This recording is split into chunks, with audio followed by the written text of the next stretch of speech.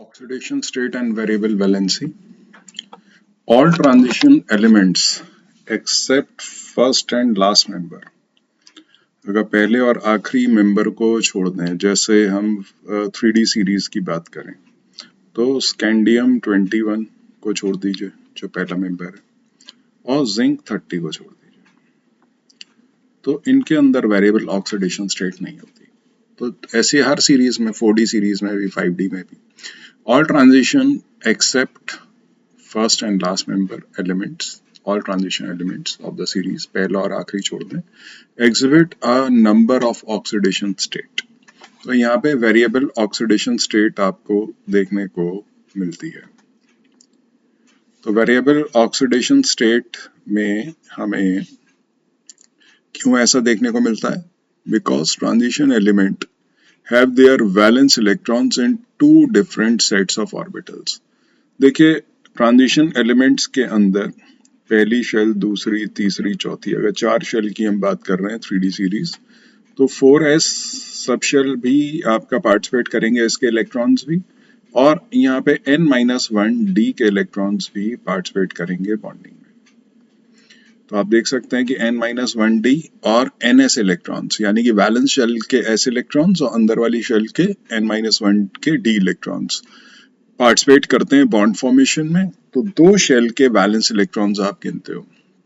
हमेशा ध्यान रखना, ट्रांजिशन एलिमेंट्स में जब भी आप वैलेंस इलेक्ट्रॉन्स निकाल रहे हो तो वैलेंस इलेक्ट्रॉन्स आपको 2 ऑर्बिटल्स के इलेक्ट्रॉन्स काउंट करने पड़ेंगे। Valence electrons is equal to n-1d electrons plus ns electrons.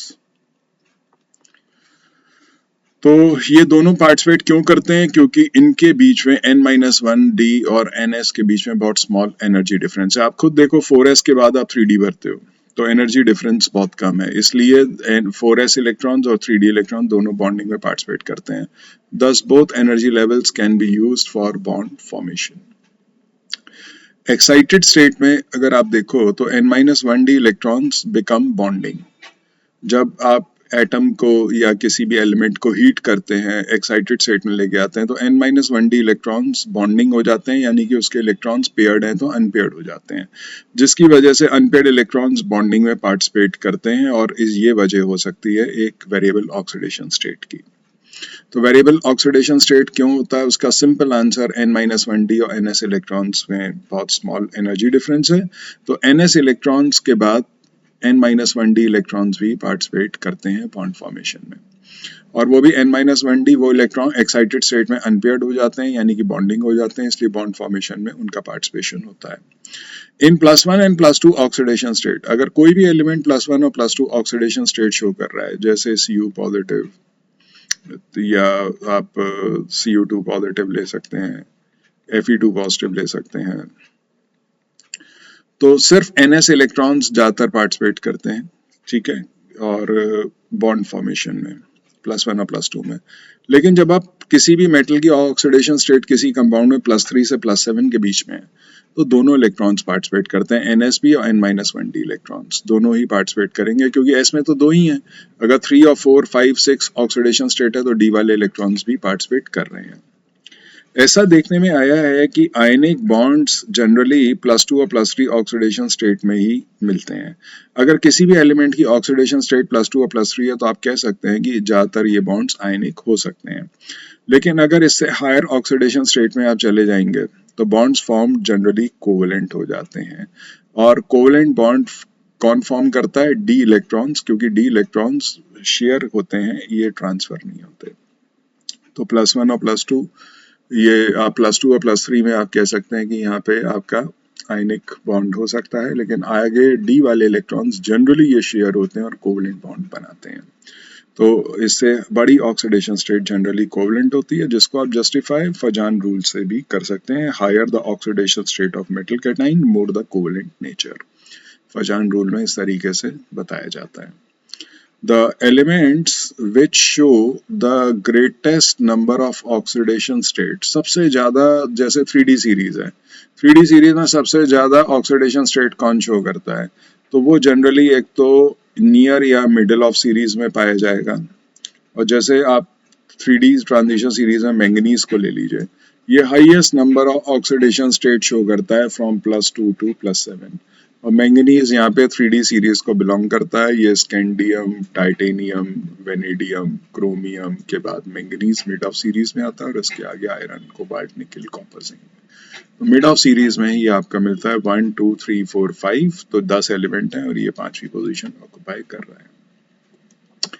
Variable oxidation state of transition elements. तो variable oxidation state of transition elements mostly due to incompletely filled d subshell और instability of core की वजह से आपका देखने को मिलता है। जैसे एक incompletely filled d subshell तो आपको पता ही है, दूसरा instability of core में आप देखो आयरन जो है इसका एटॉमिक नंबर 26 होता है, तो 26 एटॉमिक नंबर की इलेक्ट्रॉनिक कन्फिगरेशन हो गई आर्गन 3d6 एंड 4s2। अगर आप Fe2 पॉजिटिव बनाओगे तो यहाँ पे ये आर्गन और 4s में से 2 इलेक्ट्रॉन निकल गए, कितने 3d6। अब भाई दूसरा आयन तो बनना ही नहीं चाहिए, लेकिन बनता है Fe3 positive. And Fe3 positive क्यों बन रहा है? क्योंकि कोर यहाँ पे अनस्टेबल है।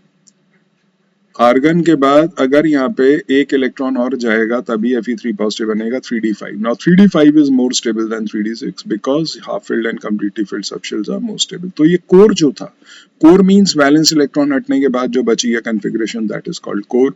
कोर भी अनस्टेबल है क्योंकि d में 6 इलेक्ट्रॉन है, d में 5। According to Hund's rule half filled and completely filled subshells are more stable, तो d5 हाफ फिल्ड है इसलिए ज्यादा स्टेबल है, इसीलिए Fe2 पॉजिटिव Fe3 पॉजिटिव में कन्वर्ट हुआ, तभी वेरिएबल ऑक्सीडेशन स्टेट बनी। सिंस द एनर्जी गैप, जैसा कि हमने पीछे ही पढ़ा कि एनर्जी गैप जो है वो n-1d और ns में काफी कम होता है। n-1d और ns इलेक्ट्रॉन्स में काफी स्मॉल है, therefore electrons of both these subshells participate in bond formation giving rise to higher number of oxidation state. एक क्वेश्चन आता है कि stability of higher oxidation state आपकी कैसे इंक्रीज होती है? डाउन द ग्रुप इंक्रीज होती है। अगर आप देखो तो क्रोमियम जिस ग्रुप में है, क्रोमियम ग्रुप नंबर 6 है, तो इसके नीचे आता है मोलिब्डेनम और उसके नीचे आता है वुल्फ्राम, जिसे पहले टंगस्टन कहते थे, आजकल वुल्फ्राम बोलते हैं। तो डाउन द ग्रुप जब आप चलते हैं तो इनकी ऑक्सीडेशन स्टेट स्टेबल हो रही है। Down the group oxidation state stable है तो तुरंत ही इसमें कन्वर्ट हो जाएंगे। तो द क्रोमियम की 4 oxidation state in dichromate ion is stronger oxidising agent in acidic medium. Stronger oxidising agent में क्या होता है, वो रिड्यूस हो जाती है। और यहाँ पे क्या हो रहा है, ये वाली ऑक्सीडेशन स्टेट अगर यहाँ पे स्टेबल है तो तुरंत ही इसमें कन्वर्ट होगा, 6 के 6 इलेक्ट्रॉन अपने छोड़ देगा।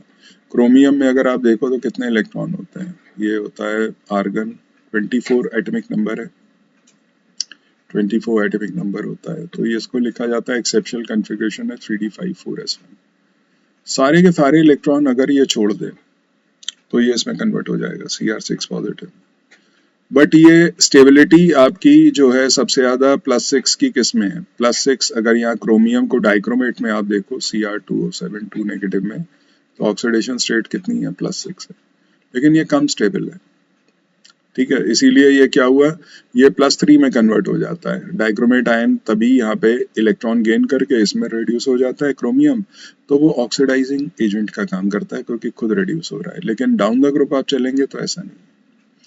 तो अगर आप इनके मोलिब्डेनम के या वुल्फ्राम के इस तरह के आयन आप देखोगे जैसा डाइक्रोमेट बना रहा है, तो ये आपका ऑक्सीडेशन नहीं कर पाएंगे, बिकॉज ये इसमें रहना पसंद करते हैं +6 ऑक्सीडेशन स्टेट में। लेकिन क्रोमियम की ये अनस्टेबल है तो ये +3 में आपका कन्वर्ट हो जाता है, इसकी ये ऑक्सीडेशन स्टेट ज्यादा स्टेबल है क्रोमियम के केस में, क्योंकि हायर ऑक्सीडेशन स्टेट्स हर जगह स्टेबलाइज नहीं हो पाती।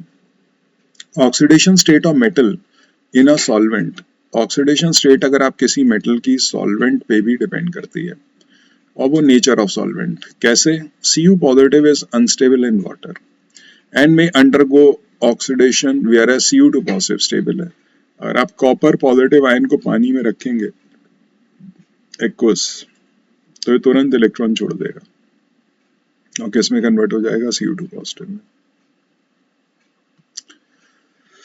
Whereas Fe2 पॉजिटिव अनस्टेबल है इन एरिएटेड वाटर और ये इसमें कन्वर्ट हो जाता है। अगर आप Fe को देखो तो Fe2 पॉजिटिव एक्वस में minus electron arrow Fe3 positive, ये फेरिक में कन्वर्ट हो जाएगा।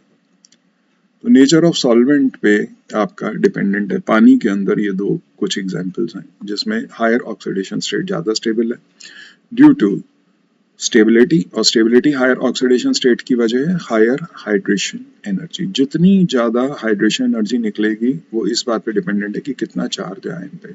यहाँ सिंगल पॉजिटिव है, 2 पॉजिटिव है, तो हाइड्रेशन एनर्जी इसकी ज़्यादा होगी। 2 पॉजिटिव 3 पॉजिटिव, हाइड्रेशन एनर्जी इसकी ज़्यादा होगी, इसलिए इसमें कन्वर्ट हो जाते हैं। और ये भी एक वजह है D5 कन्फिग्रेशन आयरन के केस में। If the element exists in more than one oxidation state, their relative stabilities को हम इस तरीके से भी देख सकते हैं, standard potential values। देखा जाए Cu पॉजिटिव इसमें कन्वर्ट हुआ, पोटेंशियल है इतना, इसे कहेंगे SRP, स्टैंडर्ड रिडक्शन पोटेंशियल, क्योंकि इलेक्ट्रॉन का gain of electron means reduction, तो रिडक्शन पोटेंशियल आपको दे रखे हैं। अब यहाँ पे Cu पॉजिटिव जो है कॉपर में कन्वर्ट हो रहा है और Cu2 पॉजिटिव जो है ये इसमें कन्वर्ट हो रहा है। किसकी टेंडेंसी ज्यादा है इलेक्ट्रॉन गेन करने की? जिसका पोटेंशियल ज्यादा होता है, SRP वैल्यू जिसकी ज्यादा होती है उसकी ग्रेटर टेंडेंसी है, तो ये तुरंत इसमें कन्वर्ट होना चाहेगा, यानी कि अनस्टेबल है। और ये स्टेबल है, ये थोड़ा धीमे कन्वर्ट होगा क्योंकि ये इसकी टेंडेंसी गेन करने की थोड़ी कम है। Therefore, Cu positive is reduced more readily and hence is less stable than Cu2 positive ion। तो SRP के बेसिस पे भी अगर क्वेश्चन में आपको वैल्यूज दी हैं तो आप आंसर उसका दे सकते हैं। The compound of metal with fluorine and oxygen, अगर आप किसी मेटल का कंपाउंड आप बना रहे हैं या तो फ्लोरीन के साथ या ऑक्सीजन के साथ, एग्जिबिट हायर ऑक्सीडेशन स्टेट। जितनी भी हाईएस्ट ऑक्सीडेशन स्टेट आप देखोगे किसी भी ट्रांजिशन मेटल की, वो फ्लोरीन और ऑक्सीजन के साथ ही मिलेगी आपको, बिकॉज रीजन ये है कि ये दोनों स्मॉल इन साइज हैं और मोस्ट इलेक्ट्रोनेगेटिव एलिमेंट है पूरे पीरियोडिक टेबल के। फ्लोरीन सबसे ज्यादा है और ऑक्सीजन थोड़ा कम है। The highest oxidation state are most stable with fluorine, क्योंकि फ्लोरीन सबसे ज्यादा इलेक्ट्रोनेगेटिव है इसलिए। और इसकी वजह यह है कि जितना ज्यादा इलेक्ट्रोनेगेटिव एलिमेंट उतनी ज्यादा lattice energy, higher the value of lattice energy more the stability. तो ये बात ध्यान रखिएगा, जो स्टेबिलिटी है आयनिक कंपाउंड्स की, क्योंकि लैटिस तो वहीं बनते हैं, क्रिस्टल्स जिन्हें कहते हैं, directly proportional to lattice energy. Greater the stability of Cu2 positive aqueous than Cu positive aqueous. अगर आपसे पूछा जी ये क्यों एक्वस सॉल्यूशन में स्टेबल है Cu पॉजिटिव से, तो उसकी वजह है more negative hydration enthalpy for Cu2 positive ion. तो एक चीज यहाँ पे ध्यान में ये रखनी है कि जो हाइड्रेशन एनर्जी होती है delta H by D, it is directly proportional to charge on cation.